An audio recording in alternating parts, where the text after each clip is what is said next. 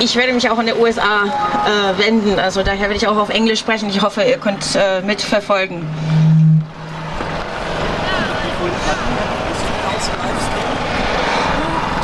Okay, I'm going to start by quoting the great Noam Chomsky, who recently said, "Now that the extent of the U.S. National Security Agency surveillance programs are well aware in the public sphere, it is beholden on the public to fight back or find themselves complicit in these activities." Edward Snowden's act of blowing the whistle had extraordinary implications for all of us. These leaks, according to Edward Snowden himself, pose the greatest human rights challenge of our time. By revealing that the objective of the NSA is the elimination of global privacy for all citizens everywhere. By collecting, storing, analyzing every form of human communications of citizens everywhere. Well, knowledge is power, and thanks to Ed Snowden, we have been emboldened by this knowledge to challenge the existence of the deep, dark state within the state that has powers that no state ever had. We need to rise up to this occasion and defend our civic protections by speaking truth to power, by revealing truth as power, and not remain silent under the chill of self-censorship. The Obama administration has been engaged in a brutal and unrelenting crackdown, targeting and persecuting whistleblowers, journalists, and activists in government retaliation in order to suppress dissent and free speech and discourage future truth tellers from coming out. I don't remember exactly who it was who recently said, but fearlessness can be its own form of power. And this is our last chance to stop an unprecedented penetration of the state in areas which absolutely need to be regarded as private and off limits. Some of the most significant journalists, dissenters, and finest minds of our time are either political exiles, political prisoners, or targets for criminal investigations by the state.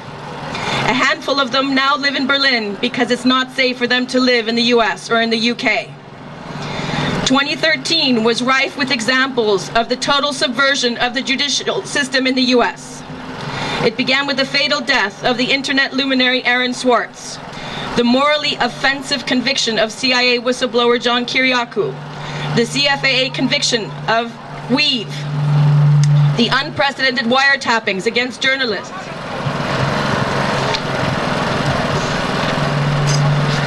and other press outlets, the attacks on the press, such as in the case of journalist Barrett Brown, the Espionage Act charges brought against Pulitzer Prize winner James Risen, who reported on the Bush administration's warrantless domestic wiretapping program. We had the ignoble political court-martial show trial of the WikiLeaks whistleblower Private Manning. And just last week, we had the conviction of Jeremy Hammond in the most recent witch hunt against free speech activists. We've had the cases of political harassment and surveillance of journalists such as Glenn Greenwald and David Miranda, and the cast iron club of the utterly surveilled Laura Poitras and Jacob Appelbaum, all of which are effectively living in exile. We saw the unprecedented manhunt for the whistleblower Edward Snowden, which violated the Vienna Conventions in Vienna. There was the very mysterious circumstances surrounding the death of the investigative reporter Michael Hastings. And if it were not enough, there's the ongoing, unprecedented secret grand jury investigation into the WikiLeaks organization, where a secret jury has been convened specifically to consider whether to approve the prosecution of Julian Assange and WikiLeaks while an unlawful financial blockade has been in effect for the last 3 years. We've had the case of Sarah Harrison of WikiLeaks, who was advised not to return to the UK. Is this not enough? Did President Obama lie to the US people on August the 6th this year on TV about the NSA scandal when he said, "There is no spying going on Americans, and there are no domestic spying programs"? Did he lie to the German public while here in Berlin when he denied that there are unmanned weaponized drone mission operations being orchestrated from German soil, according to the latest revelations in the Süddeutsche Zeitung? So, how come that nobody gets impeached or gets fired, or Keith Alexander or James Clapper have so brazenly lied to Congress and to the world on these programs? Or here in Germany, what about the Interior Minister or the BND or perhaps the Chancellor herself? Can we expect any political consequences at all? The dirty secret wars have now engulfed Germany too.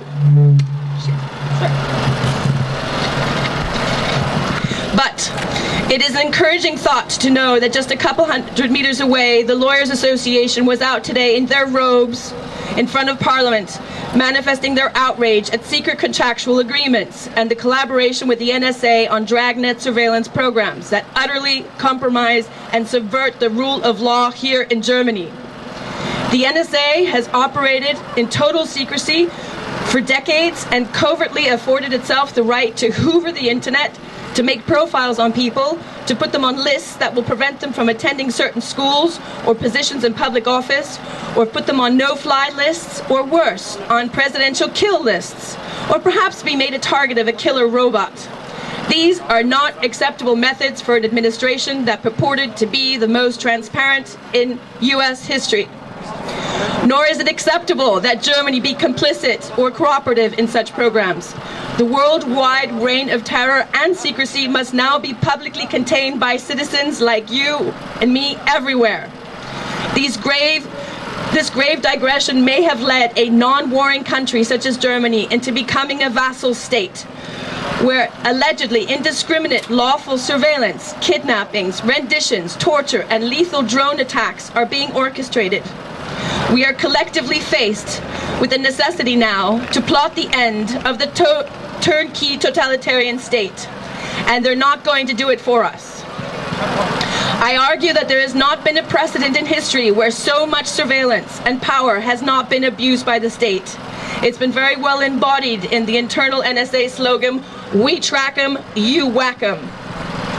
I think everyone needs to know and understand how all these agencies, the BND, the GCHQ, the CIA, the NSA, the FBI, and the long shit list of other agencies that are using these secret programs to target people politically, for blackmail, for prosecution, for torture, for potentially launching drone attacks, or to engage in industrial espionage, or to spy on an entire political class, such as in Germany, or most recently for diplomats in their hotels.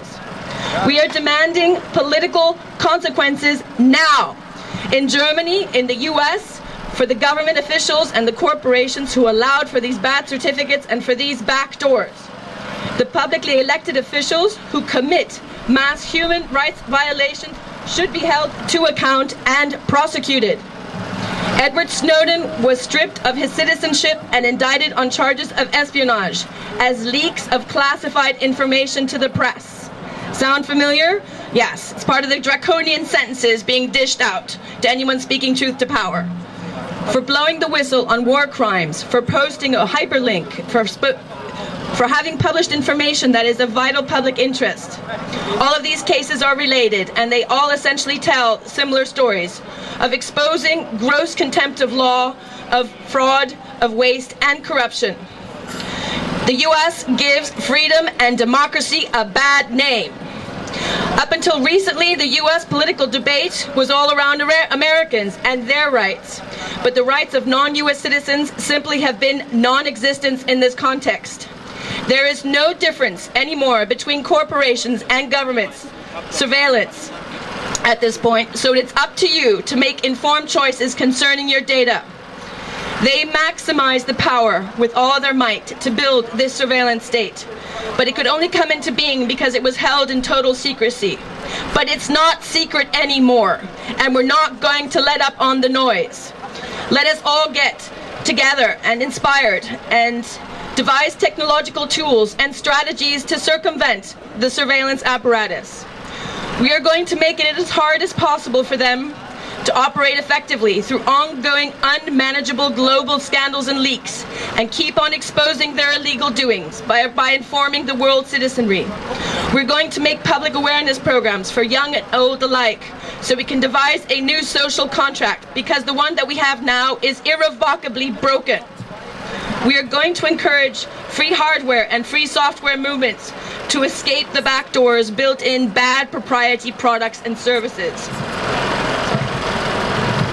We're going to organize somehow against this cyber militarization of the internet. We're going to take it back somehow.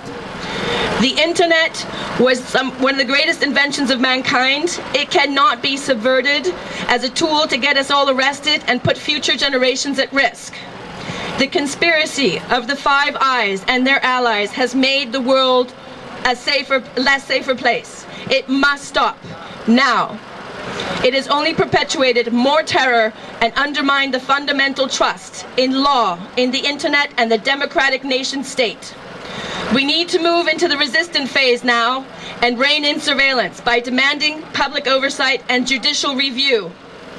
To the MPs in the German Bundestag, I say, we are in Germany, a free and democratic country, and we've become, if not the most spied upon, the most monitored, the most surveilled society that there has ever been.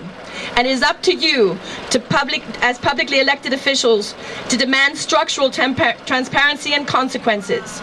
Freedoms of the press, of the speech, and strong guarantees for private communications must be upheld in order to inform citizens for the sake of a broad debate, to influence policy making in order to move forward. Please allow for a greater public participation in the policy making. Let the people have their say. They want to be heard, and they're saying loud and clear, stop watching us. Make common sense and justice prevail. Thank you very much.